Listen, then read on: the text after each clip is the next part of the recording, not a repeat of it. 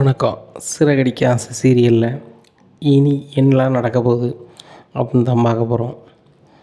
இங்கே மனோஜ் அந்த புருஷன் முன்னாடி சொன்னதை நம்ம கேட்போமா அப்படின்னு சொல்லி ரோகிணிகிட்ட கேட்குறாங்க. ரோகிணி வேறு வழி கிடையாது, நம்மளுக்கு எப்படியாவது முன்னேறி வரணும். இந்த முத்து மீனா ரவி சுருதியே அவங்க தொழில் பண்ணி வேறு மாதிரி போயிட்டுருக்காங்க.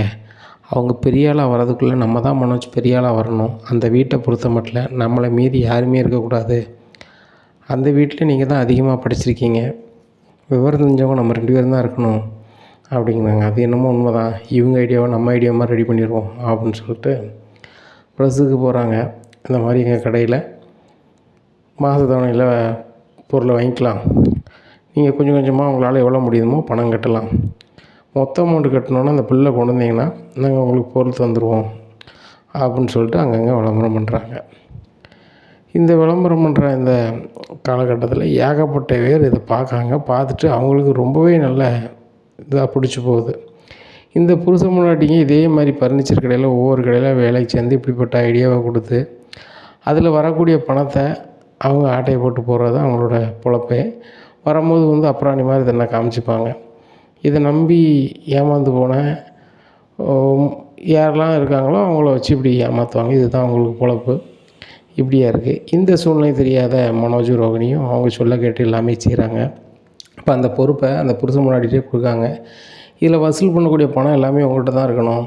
யார் ஃபுல் அமௌண்ட்டு தராங்களோ அந்த கணக்கில் உள்ள பணத்தை என்கிட்ட தந்துடணும். அவங்களுக்கு பொருள் என்ன பொருள் கேட்குறாங்களோ அந்த பணத்துக்கு ஏற்ற பொருளை கொடுத்துருவோம் அப்படிங்கிறாங்க.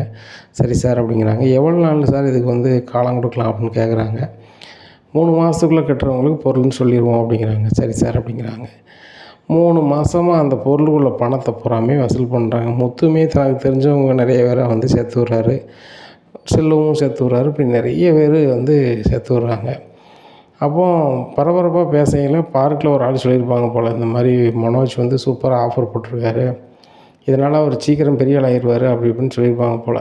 இதை அண்ணாமலை வீட்டில் சொல்கிறாங்க. டே மனோஜ், உன்னை நினச்சி பெருமையாக இருக்கடா அப்படிங்கிறாங்க.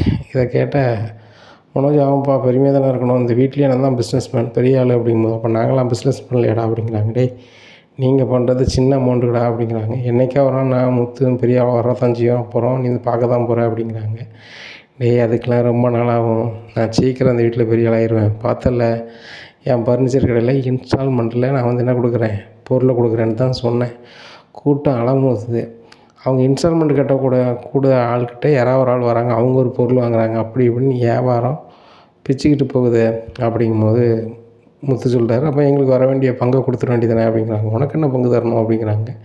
என்னப்பா மறந்துட்டியா, அப்பா பணத்தில் தானே கடை ஆரம்பித்தேன், எங்களுக்கு அதில் ஒரு பங்கு இருக்குல்ல அப்படிங்கும்போது, இப்போதைக்கெலாம் தர முடியாது, எனக்கு கடன்லாம் இருக்குது, அதெல்லாம் அடைச்சி நான் இதை அவனுக்கு தர முடியும் அப்படிங்கிறாங்க. அதானே, நீ வாங்கின கடனை தான் கொடுக்க மாட்டேன், அப்புறம் எப்படி தரம்னு சொல்லுவேன், சரி என்னமோ பண்ணு அப்படிங்கிறாங்க. இங்கே வசூல் பண்ண தொகை எல்லாமே நல்லாவே சேர்த்துக்கிட்டே இருக்காங்க. 3 மாதம் நெருங்குது. எல்லோரும் பொருள் வாங்க வந்துடுவாங்கன்னு தெரிஞ்சுக்கிட்டு அந்த பணத்தோட புருஷன் முன்னாடி எஸ் ஆகிருந்தாங்க. அப்போது எல்லோரும் பொருளை கேட்டு 3 மாதம் ஆகிட்டேன்னு சொல்லிட்டு வராங்க. புருஷன் முன்னாடி கால் பண்ணி பார்க்குறாங்க, காலே எடுக்கலை. இந்த 3 மாதத்தில் அவங்க தங்குறதுக்கு தனியாக வீட்டெலாம் எடுத்து தான் தங்கியிருக்கிறாங்க. இந்த கடையில் தங்கின வாய்க்கூடாதுன்னு சொல்லிட்டு. ஏன்னா பணம் தான் இந்த இன்ஸ்டால்மெண்ட்டில் கட்டுறவங்க பணம் இருக்கு, குறிப்பிட்ட பணம் சேர்ந்தோன்னா அவங்க சரி ரைட்டு இதை விட்டு வேறு ஏரியாவுக்கு போய் வேறு பர்னிச்சர் கடையில் போய் நம்ம இதே மாதிரி சோழியை பார்ப்போன்ட்டு அவங்க போயிருந்தாங்க. இங்கே எல்லாருமே மனசிட்டு பொருளை கொடுங்கன்னு கேட்கும்போது புருஷன் முன்னாடி இருக்காங்களே, ஃபோன் பண்ணால் எடுக்க முடியல, இப்போ தனியாக வாடகைக்கு இருக்காங்க, அங்கே போய் பார்த்துட்டு வரேன்னு சொல்லிட்டு அங்கே போகிறாங்க. அவங்க காலி பண்ணி போயிட்டாங்க அப்படிங்கிறாங்க. என்னது காலி பண்ணி போயிட்டாங்களா அப்படிங்கிறாங்க. ஐயோ அப்படின்னு சொல்லிட்டு சரி ரைட்டு அப்படின்னு சொல்லிட்டு அங்கங்கே தேடி பார்க்க ஒன்றும் நடக்கலை.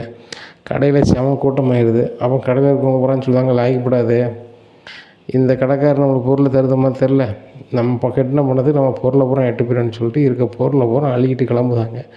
மனோஜ் என் பொருள் கடையை பொருள் எட்டு போயிடணுன்னா மனோஜ் 4 பேர் 4 வாங்குதாங்க.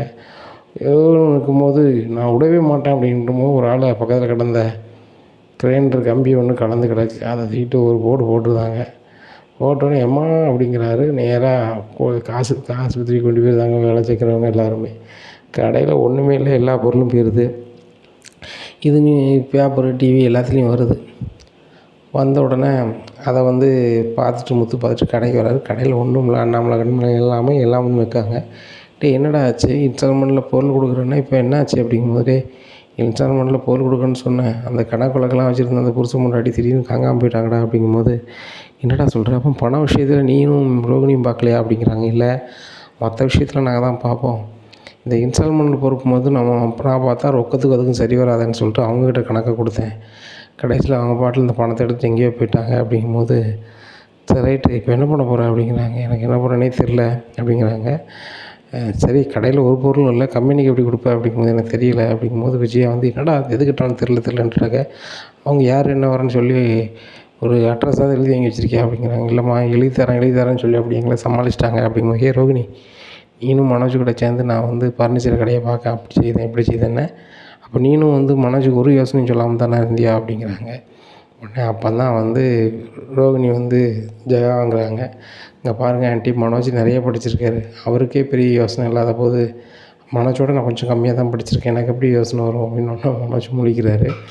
டேய் மனோஜ் இப்படி பண்ணிவிட்டு ஒன்றும் இல்லாமல் இருக்கியாடா அப்படிங்கும்போதேம்மா, நீங்கள் தான் எனக்கு உதவி பண்ணணும், எனக்கு ஒரு வீடை மட்டும் அடமானம் வச்சு கொஞ்சம் பணம் கொடுத்தீங்கன்னா அப்படிங்கும்போது முத்து சொல்கிறார். ஆமாம் இதையும் ஒன்றுமெல்லாம் வாங்கிடுவார் கொடுங்க அப்படிங்கிறாங்க.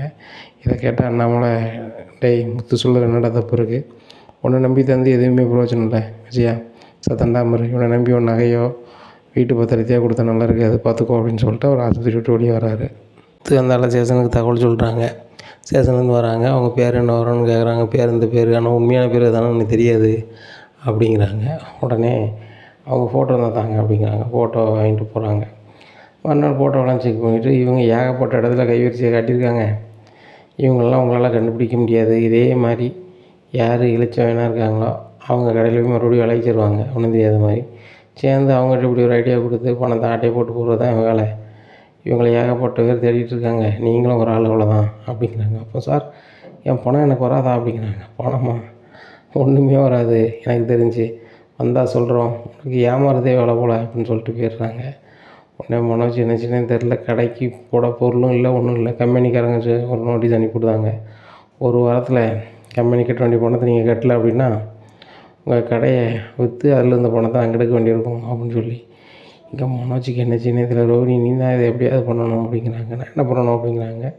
அவங்க யோசனை சொல்லும்போது, சூப்பர் யோசனை, நீ தானே சொன்னேன், நீ சொன்னதுனால தான் நம்பினேன் அப்படிங்கிறாங்க. மனோஜ் ரோஹிணிக்கு அதை வச்சு வார்த்தை வருது. அப்போது அண்ணாமலை சொல்கிறாரு, டேய் மனோஜ் இனிமேல் நீ வந்து தொழில் பண்ணி ஒன்றும் ஆக போகிறதில்ல, பேசாமல் அந்த கடையை கொடுத்துட்டு கடன் அடைச்சிட்டு செத்தனாம இரு அப்படிங்கிறாங்க. இல்லைப்பா கடன் கவலை, நான் கடையை நினச்ச மாட்டேன், வைக்க மாட்டேன் அப்படிங்கிறாங்க. இப்படி சொல்லிக்கிட்டு இருக்கும்போதே கடன்காரங்க வீட்டிலேருந்து உட்காந்துடுறாங்க. நீங்கள் பணத்தை தந்தால் வீட்டை விட்டு போகிறோம், இல்லை நம்ம போக மாட்டோம், அங்கே தான் இருப்போம் அப்படின்னு சொல்லிட்டு எல்லோரும் இருந்துடுறாங்க. விஜயா சொல்கிறாங்க, இது ஏன் வீடு அப்படிங்கிறாங்க. ஏம்மா அந்த மனோஜ் உங்கள் பையன் தானே, உங்கள் பையன் பணம் தான் போவேன் அப்படிங்கிறாங்க. மனோஜ் பணம் தானே, மனோஜ் கேட்கலங்க, என் வீட்டில் இருக்காதுங்க, கிளம்புங்க அப்படிங்கிறாங்க. அப்படியா சரி ரைட்டு, இங்கே சரி வீடு வராதுன்னு சொல்லி நேராக அவங்க ஸ்டேஷனுக்கு போயிருந்தாங்க. ஸ்டேஷனுக்கு போனாலும் மனோஜை கூப்பிட்டு பேசுதாங்க. இங்கே பாருங்கள் மனோஜ், நீங்கள் வந்து ஏமாற்றிருக்கீங்க, உங்களை ஒரு ஆள் ஏமாற்றிருக்காங்க, நீங்கள் ஏமாத்தினாலும் பணம் கொடுத்தா தான் உங்களுக்கு ஏமாத்தினாலும் பணம் கிடச்சிச்சின்னா அவங்கள்ட்ட தர முடியும், இல்லைன்னா அதுவே கிடைச்சாலும் இவங்கள்ட்ட தான் கொடுக்க வேண்டியிருக்கும் அப்படிங்கும்போது, அப்படியா அது அமௌண்ட் ரொம்ப கூடல அப்படின்னு சொல்லிட்டு, சார் இப்போதைக்கு என்கிட்ட பணமும் இல்லை அப்படிங்கும்போது அண்ணாமலை வராங்க. சார் கிராமத்தில் மனோஜுக்குள்ள சொத்து கொஞ்சம் பங்கு இருக்குது, அதை விற்றுவிட்டு அவனுக்கு தர வேண்டியதை கொண்டு கொடுக்கணும் சார், கடன்காரன் நான் பேசி முடிச்சுக்கிறேன் சார் அப்படிங்கிறாங்க. ஐயா இவ்வளோ நாள் நாங்கள் மனோஜை நம்பி ஒன்றும் இல்லாமல் ஆகிட்டோம், உங்களை நம்மளாவது காசு வருமா அப்படிங்கும்போது முத்து சொல்கிறாரு, கண்டிப்பாக எங்கள் அப்பா காசு தந்துடுவாங்க, எங்கள் அப்பா வாழ்க்கை மறந்துட்டாங்க அப்படின்னு சொல்லிட்டு முத்து அண்ணாமலை கூட போய் கிராமத்தில் போய் பாட்டிகிட்டு பேசுகிறாங்க. பாட்டி மனோஜுக்கு வர வேண்டிய பங்கு விற்று காசை கொடுக்குறாங்க. அவங்க கொடுத்தோடனே கடன்காரங்களுக்கெல்லாம் செட்டில் பண்ணுறாங்க. அப்போ மனோஜ் சொல்கிறாங்க, எப்பா பாட்டிகிட்டேருந்து அவங்கள ஏன்டா தந்தால் கூட நான் கம்பெனி கட்டி மறுபடியும் பொருள் வாங்கியிருப்பேன், நீங்கள் கடன்காரங்க கொடுத்து ஒன்றும் இல்லாமல் வாங்கிட்டீங்களாப்பா அப்படிங்கும்போது அண்ணாமலை சரியான கோருது, இனிமேல் கடை உனக்கு கிடையாது, கடை அந்த கடை வந்து சும்மா இருக்க கடை இடத்துல ரவி ரெஸ்டாரண்ட் வைக்க போகிறான் அப்படிங்கிற. என்னப்பா சொல்கிறீங்க அப்படிங்கிறாமா. இவ்வளோ நாள் நீ நடத்தின 2 வருஷமாக ஒன்றும் லாபம் இல்லைங்க, அதனால் 2 வருஷம் ரவி நடத்தட்டும், அதில் அவன் லாபம் எடுத்தான்னா அவனே நடத்துவான் தொடர்ந்து, இல்லை நட்டப்பட்டு போனால் லாய்க்கப்படாது அப்படின்னா அதை முத்து நடத்துவான், உங்கள் 3 பேருக்கு தான் அந்த கடையில் பங்கு உண்டு அப்படிங்கிறாங்க. இதை கேட்டால் மனோஜுக்கு வந்து சரியான கடுப்பாகுது. ரோகிணி சொன்ன மாதிரி எங்கள் அப்பா வந்து அந்த கடையை ரவிக்கு வாங்கி கொடுத்தாரு அப்படின்னு சொல்லிட்டு ரொம்ப கடுப்பாகிறாங்க. எப்படியாவது அந்த கடையை மறுபடியும் நம்மகிட்ட கொண்டு வரது அளவுக்கு இந்த மாதிரி கொண்டணுமே அப்படின்னு நினச்சி ஒரு வேலை பார்க்காங்க. இனி என்ன நடக்கும் அப்படிங்கிறத பொறுத்து வந்து பார்க்கலாம். நம்ம சேனலை நீங்கள் கொஞ்சம் மறக்காமல் லைக் அண்ட் சப்ஸ்கிரைப் பண்ணுங்கள். நன்றி, வணக்கம்.